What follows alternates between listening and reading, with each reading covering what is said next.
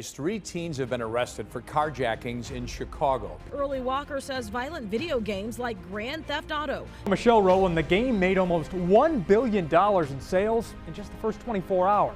GTA 5 can be defined with just one sentence: a huge success. Within just 3 days of its release in 2013, it had generated over $1 billion in revenue and is considered one of the fastest selling pieces of media across every platform, whether it's music, movies, you name it. And while making $1 billion in 3 days is insane, this was barely Rockstar's first rodeo with this level of critical and commercial success. When Rockstar had released GTA 3 in 2001, the game had sold over 1 million copies, and Rockstar had quickly gone on to become a household name in the gaming world. Alongside a string of other franchises like Red Dead, it's safe to say Rockstar has hacked the action-adventure open world niche. All of this is impressive when you consider that Rockstar is merely an offshoot of a mid-sized gaming company established in the 90s. The success of Rockstar can be attributed to determination and grit and a simple understanding of what the public wants, or so you've heard. It takes a lot to create and then push out best-selling franchises back to back, and Rockstar is more than willing to undertake this task through any means possible. However, with an ever-piling desk of lawsuits and very disgruntled employees, the success of this famous gaming publisher is barely what it seems to be. This is the story of Rockstar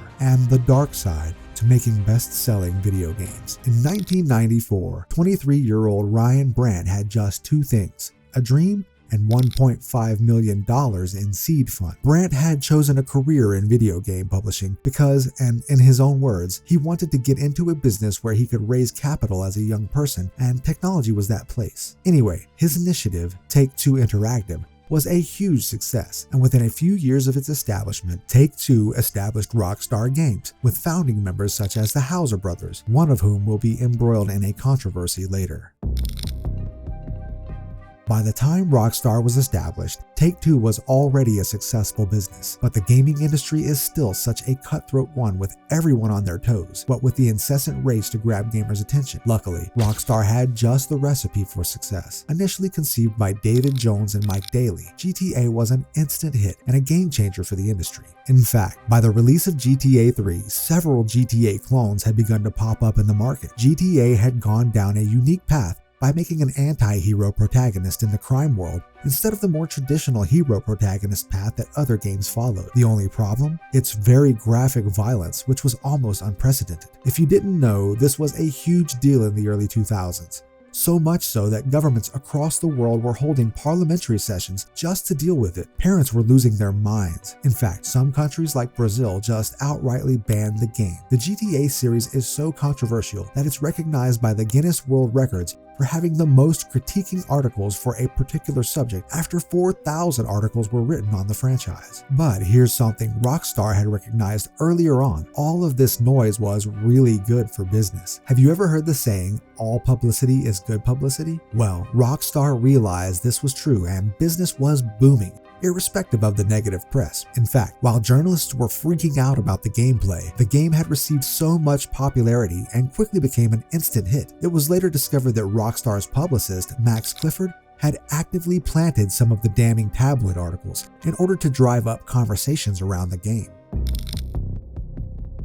After GTA 3's initial success, Rockstar decided to drive up the depravity a little further. Seeing as it was already established that violence sells, Rockstar was willing to amp up the violence and push more ethical boundaries in their next game release, Manhunt. For non-gamers, here's what this looked like. Don't get me wrong, there is a lot of violence in the GTA franchise, but with Manhunt, it was more graphic, more detailed, and here's the thing, the gameplay praised you for this. Manhunt was literally just a murder simulator, with the gameplay offering gamers a variety of brutal methods to execute NPCs. I mean, you get to stab some characters in the eye or suffocate another one with a plastic bag. Manhunt generated so much controversy in the wake of its release. It was linked to a murder in the UK. However, this case was dropped before it even headed to court. But behind the scenes, the ethical blurring of lines was actually a big deal for the developers behind the game, as they were quite hesitant working on it. According to Jeff William, a former employee of Rockstar, in his own words, "We had already weathered the controversy of GTA 3 and Vice City. We were no strangers to it, but Manhunt felt different, just made us feel icky. It was all about violence, and it was realistic violence. We were crossing a line." Jeff goes on to say that Manhunt almost caused a mutiny at the Rockstar New York headquarters. What do you think the higher-ups thought about all these reservations? They didn't care. They were driven by ambition and sales. Ultimately, when Manhunt was released, even with the expected controversy that was now a huge part of Rockstar's marketing, it failed to live up to its predecessors and underperformed.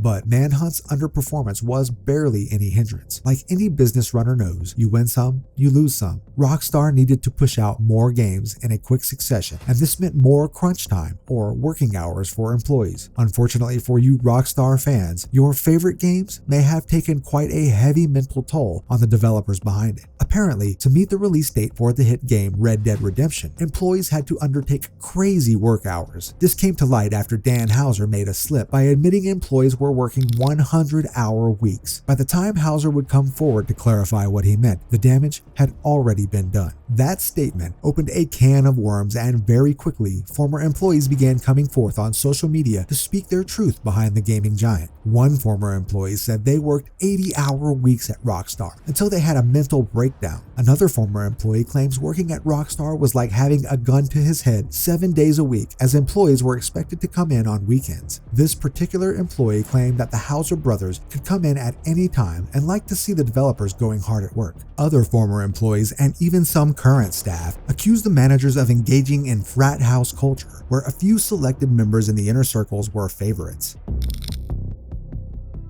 Luckily, it seems things have taken a different turn for the better for employees. In 2018, Rockstar began undertaking some major managerial changes in their workforce. For one, they implemented strict scheduling for employees. Also, contractors were absorbed to become full staff. But most importantly, managers accused of abuse or just being generally difficult to work with were let go. One major implication of all these major changes, especially those concerning scheduling, means that the latest installment of GTA 6, will take an even longer development period than its predecessors. But according to one current staffer, and in their own words, morale across the company is higher than it has ever been. This is a huge shift for a company formerly embroiled in a toxic workplace controversy. Hopefully, there are more positives from this controversial company in the future.